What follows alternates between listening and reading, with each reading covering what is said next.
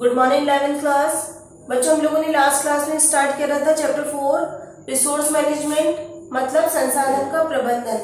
संसाधन का मतलब ये था बच्चों कि हम किसी भी काम को करते हैं तो उसके लिए हमारे को कुछ ना कुछ आवश्यक होता है। जैसे कि अगर मैं वीडियो बना रही हूँ तो मुझे मोबाइल की आवश्यकता थी, ब्लैक बोर्ड की, मार्कर की, ये सब मेरे संसाधन थे जिनके थ्रू मैं एक वीडियो बना पाई।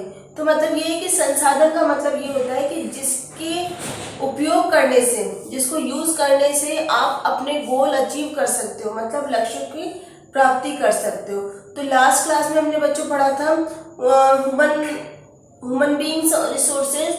उसमें ये था कि हमारे अंदर कुछ एक रिसोर्सेज होते हैं जो सबके अलग अलग होते हैं। जैसे उसमें हमने फर्स्ट पॉइंट पढ़ा था, आप लोगों को याद हो तो, फर्स्ट हमारा नॉलेज या ज्ञान।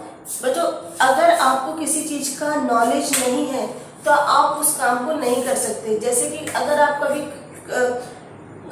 कभी आप किचन में नहीं गए तो आपको नहीं मालूम कि गैस कहाँ से स्टार्ट होती है, कैसे हम लोग किसी काम को पूरा करते हैं, तब आप अच्छा खाना नहीं बना सकते हो।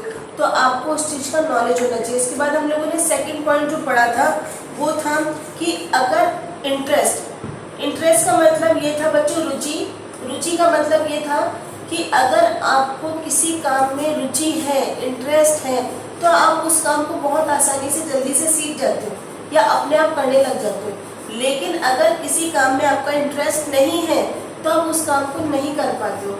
जब तक आपका इंटरेस्ट नहीं होता हम उस काम को अच्छे से प्रॉपर तरीके से नहीं कर सकते। इसके बाद बच्चों हमने थर्ड पढ़ा था कि कौशल या स्किल्स। बच्चों, इसका मतलब है कि अगर आप किसी काम को सीखते हो, जैसे कि अगर आपको ड्राइविंग सीखनी है या मोटरसाइकिल या कार चलाना सीखना है, तो इसके लिए आपको सीखना पड़ेगा, आपको स्किल डेवलप करने पड़ेंगे अंदर। इसके बाद बच्चों नेक्स्ट हमने पॉइंट पढ़ा था कि टाइम के बारे में हमने ये पढ़ा था बच्चों कि टाइम सबके पास 24 घंटे होते हैं।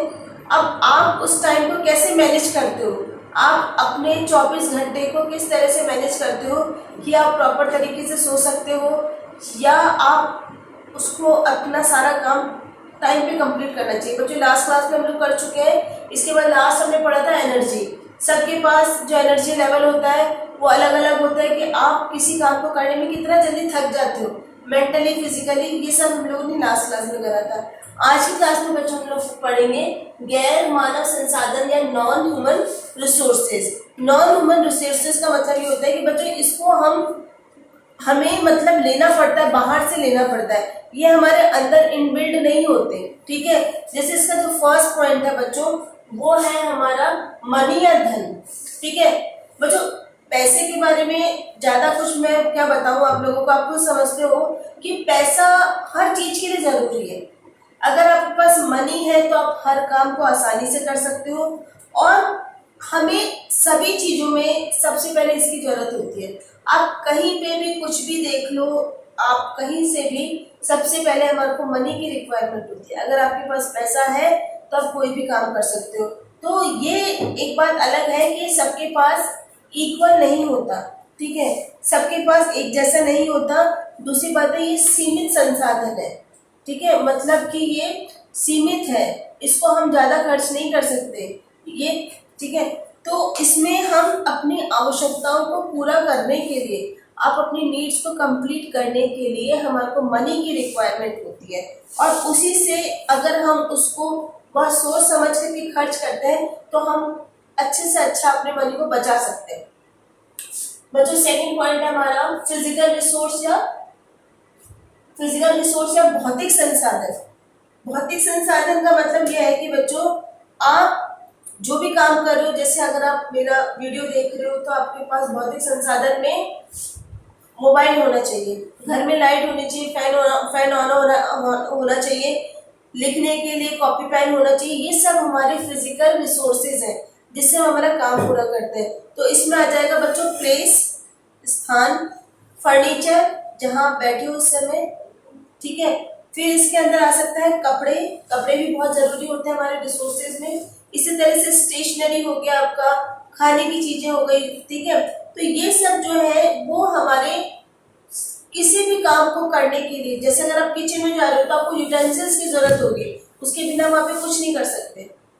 ठीक है, तो ये सब हमारे फिजिकल रिसोर्सेज या भौतिक संसाधन कहलाते हैं। इसके बाद में बच्चों नेक्स्ट है वो है पर्सनल रिसोर्सेज। पर्सनल रिसोर्सेज या व्यक्तिगत संसाधन।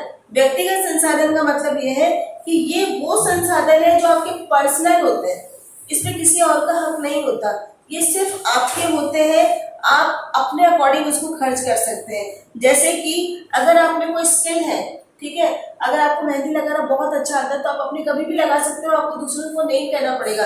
वैसे ही अगर आपको स्कूटर ड्राइव करना आता है, स्कूटर चला सकते हो, तो आपको जरूरी नहीं कि आप किसी का वेट करें, आप खुद अपना काम कर सकते हो। इसी तरह से बच्चों कि आप में व्यक्तिगत संसाधन है, जैसे कि आपको पर्सनल स्कूल बैग है तो आप उसको आराम से यूज कर सकते हो, ठीक है।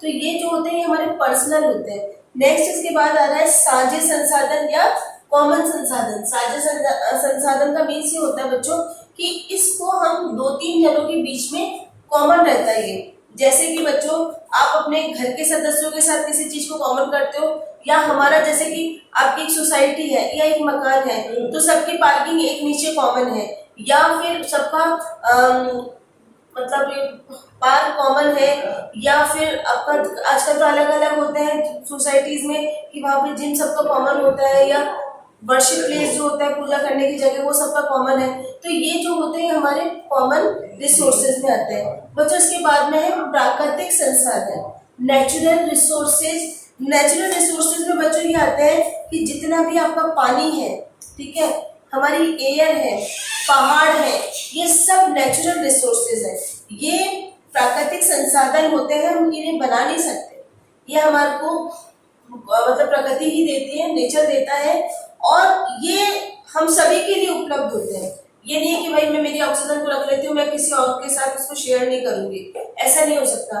ये जो प्राकृतिक संसाधन है वो सभी के लिए समान होते हैं, और ये जो होते हैं बच्चों हमें इनकी सुरक्षा का ध्यान रखना चाहिए। अगर हम इनको सेफ रखेंगे तो इसका यूज हम लोग आगे तक, हमारे बाद हमारे जो आगे आने वाले जो लोग हैं वो भी इसका यूज कर सकेंगे। तो इनका भी हमारे को बहुत ज्यादा इनकी सेफ्टी का ध्यान रखना है। और जो लास्ट है वो है हमारा कम्युनिटी रिसोर्सेज या सामुदायिक संसाधन। सामुदायिक संसाधन का मतलब क्या होता है, जो बड़ा अच्छा है ये कि ये जो संसाधन होते हैं गवर्नमेंट के द्वारा बनाए जाते हैं, ठीक है, मतलब इन रिसोर्सेज को गवर्नमेंट बनाती है और ये सभी के लिए होते हैं बच्चों। जैसे कि गवर्नमेंट हॉस्पिटल, एसएमएस के बारे में आप लोग सभी जानते हो। एसएमएस हॉस्पिटल है, गवर्नमेंट हॉस्पिटल है, यहाँ पर जाकर के कोई भी, चाहे वो अमीर हो गरीब हो, कहीं से भी आया हो, किसी भी तरह का कोई भी रोग है तो वह वहां जाकर के इलाज करा सकता है। उसके लिए कोई भी किसी भी तरह का कोई बाउंडेशन नहीं होगा कि नहीं आप यहाँ नहीं करा सकते हो। अगर आप प्राइवेट में जाओगे तो वहाँ पे बहुत सारे होता है कि अगर आपके पास पैसा नहीं है तो आप इलाज नहीं करा सकते, आपके पास ये होना चाहिए वो होना चाहिए, हर तरह की बाउंडेशन होती है बच्चों। जैसे सरकारी अस्पताल है उसी तरह से बच्चों गवर्नमेंट के जो स्कूल होते हैं वो भी हमारे सामुदायिक संसाधन है।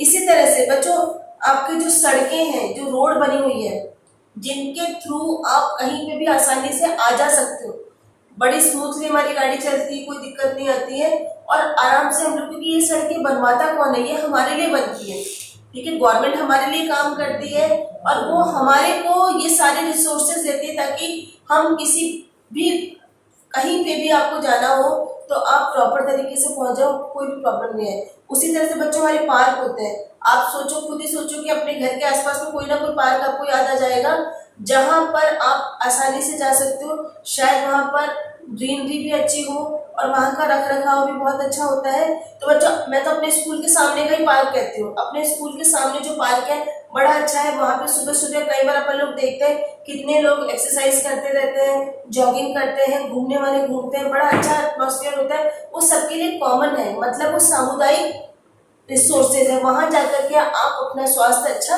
बना सकते हो। तो ये सब बच्चों, ये जो हमारे संसाधन है, जो कम्युनिटी रिसोर्सेज है, इन सबका हमारे को बहुत अच्छी तरह से रख रखाव करना चाहिए और इनका ध्यान रखना चाहिए ताकि ये हमें लाइफ लॉन्ग तक हमारे को प्रॉफिट दे सके। थैंक यू बच्चों।